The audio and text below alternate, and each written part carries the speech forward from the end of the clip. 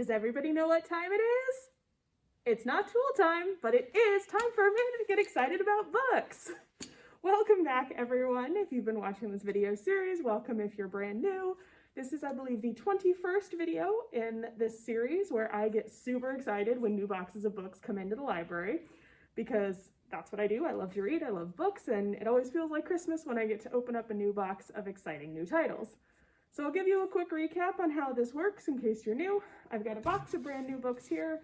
They just came in. I'm going to open it up. I'm going to show off what's in here, maybe tell you a little bit about each title, and then you will hopefully sign into the catalog and request all of the amazing titles from this box that you want to read so that we can get them ready for you as soon as possible.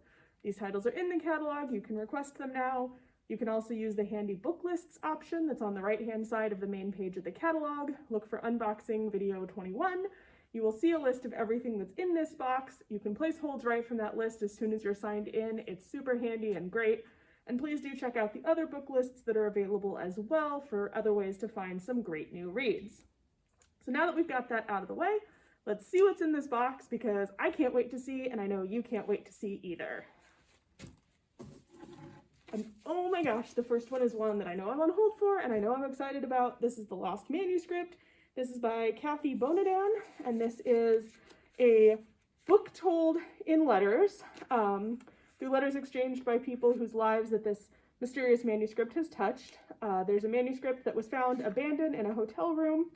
A young woman finds and reads it, and then she sends the pages to the address that's written within and hopes to reunite the author with their novel, and a number of things spin out of that, and it's told through this series of letters and how these people get to know each other and romance blossoms and new friends are made and all of that. So this sounds so good and like everything I want out of a book.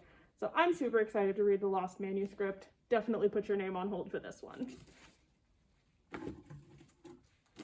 The Divines by Ellie Eaton is our next title. And this is set at the St. John the Divine School, an English boarding school for girls, where the girls are notorious for flipping their hair, harassing teachers, chasing boys, and chain-smoking cigarettes. They were fiercely loyal, sharp-tongued, and cuttingly humorous in the way that only teenage girls can be. And for one of the girls, who's now in her 30s, her years at St. John were a lifetime ago, and she hasn't spoken to any of her school chums for 15 years, not since the day the school shut its doors in disgrace. Yet now she finds herself back on the school's ruined campus, and the visit awakens a number of memories of the doomed final weeks that rocked the community of this school. So we jump back and forth between the present day and the past and all of what happened at this school as we question whether we can ever really escape our past. This sounds awesome and excellent and definitely a good one to read, and I'm sure there's all kinds of crazy stuff that happened at this school. You do not want to miss The Divines. Ooh, this is a title I have been hearing incredible things about. This is Remote Control.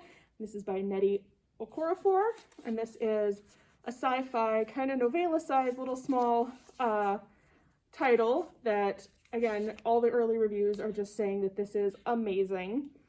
The day Fatima forgot her name, death paid a visit. From this moment on, she would be known as Sankofa, a name that meant nothing to anyone but her, the only tie to her family and her past.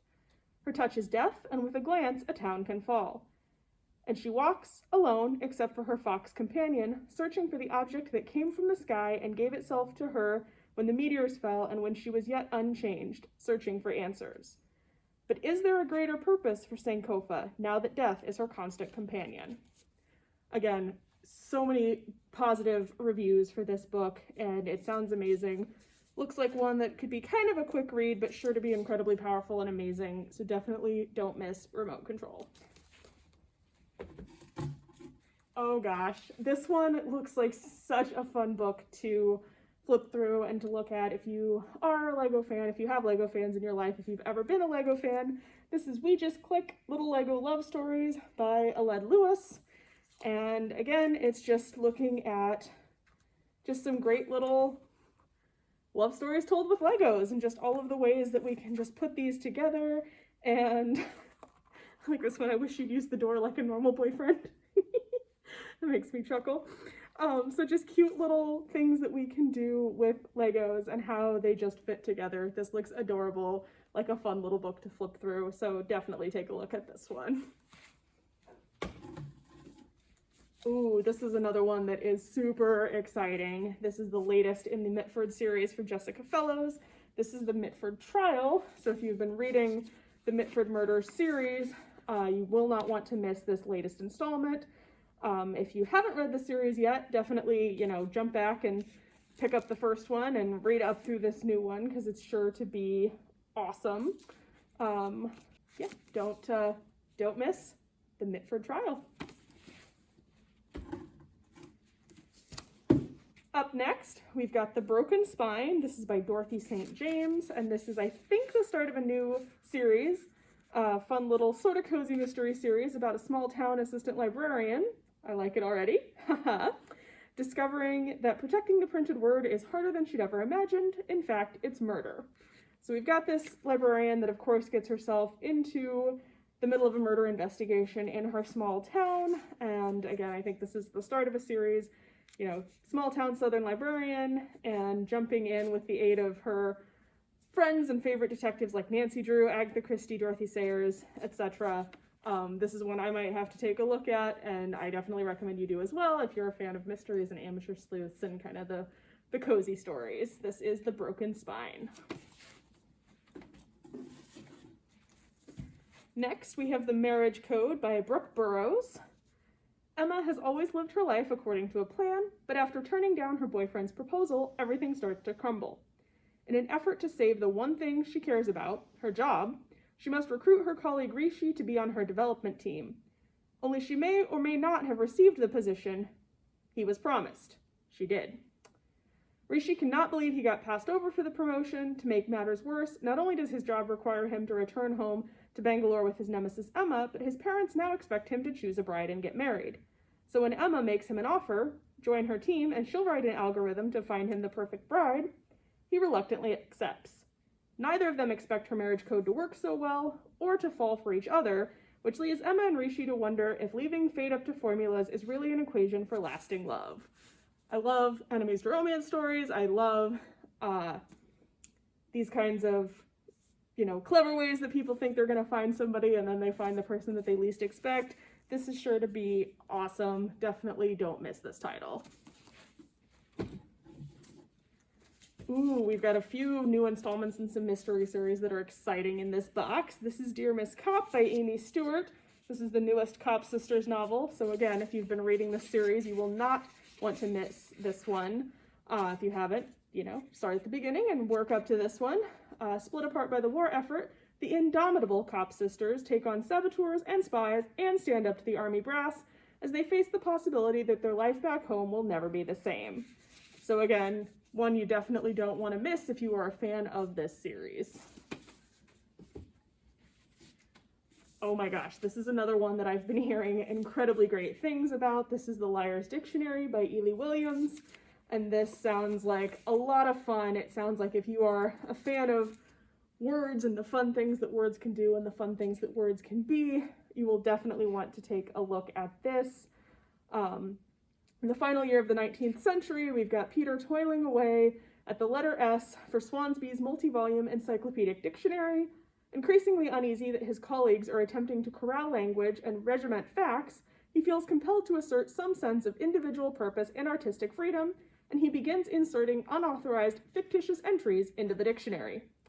In the present day, we have Mallory, a young intern employed by a publisher, who must uncover these fictitious entries before the work is digitized for modern readers. Through the words and their definitions, she begins to sense their creators' motivations, hopes, and desires. More pressingly, she also has to contend with threatening phone calls from an anonymous caller. As these two narratives combine, we have these two people separated by 100 years who must discover how to negotiate the complexities of the often untrustworthy, hoax-strewn, and undefinable path we call life. This is going to be surely hilarious and super fun, and I want to know what all of these fictitious words in the dictionary are, so I want to read it just for that and for the hilarity that's sure to come from that. So do not miss The Liar's Dictionary. Our next title is a nonfiction one that I've been hearing some interesting and good things about. This is The Eagles of Heart Mountain by Bradford Pearson. And this tells the tale of a football team of Japanese Americans in an internment camp during World War II. So if you are a fan of history, if you are a fan of anything about that era, if you want to see a little bit about how this team came to be and what happened with them, you will definitely want to check out The Eagles of Heart Mountain. Oh my gosh, I have been hearing incredibly amazing things about this. I am so excited about this book. I definitely want to read it. This is Amari and the Night Brothers. This is by B.B. Alston, and this is a kind of middle grade fantasy series. I think it's sort of in the vein of some things like Percy Jackson and some of the Rick Riordan Presents imprints, but it just sounds absolutely incredible. Amari has never stopped believing that her missing brother is alive, not even when the police told her otherwise, or when she got in trouble for standing up to the bullies who said he was gone for good. So when she finds a ticking briefcase in his closet containing a nomination for a summer tryout at the Bureau of Supernatural Affairs, she's certain the secretive organization holds the key to locating her brother. If only she can wrap her head around the idea of magicians, fairies, aliens, and other supernatural creatures all being real. So now she has to compete for a spot against all of these kids who've known about magic their whole lives in the hopes of finding her brother. This sounds so good. Every early review for this says it's phenomenal. I know I am super excited to read it, and I definitely recommend you put your name on hold for this one. Up next is The Frozen Crown by Greta Kelly. A princess with a powerful and dangerous secret must find a way to save her country from ruthless invaders in this exciting debut fantasy, the first novel in a thrilling duology packed with heroism, treachery, magic, and war. So that right there sounds like it ticks a ton of boxes for some people. So if all of that sounds like exactly what you want from a book, you will definitely want to pick up The Frozen Crown. This is sure to be an awesome read. Next, we have Meet Me in Bombay. This is by Jenny Ashcroft, and this is another one I've been hearing some good things about. It's New Year's Eve in Bombay in 1913, and Madeline Bright, new to the sweltering heat of colonial India, is yearning for all she has left behind in England. Then at the stroke of midnight, Maddie meets Luke Devereaux, and as the year changes, so do both of their lives. Bold and charismatic, Luke opens her eyes to the wonders of Bombay, while Maddie's beauty and vivacity capture his heart. Only her mother disapproves, preferring the devoted Guy Bowen as a match for her daughter. But while Maddie and Luke are falling in love, the world is falling apart. World War I is on the horizon, and Luke will be given no choice but to fight.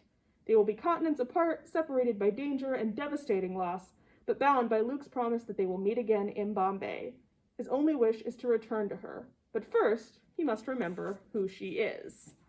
So it sounds like it's got a heck of a twist coming there.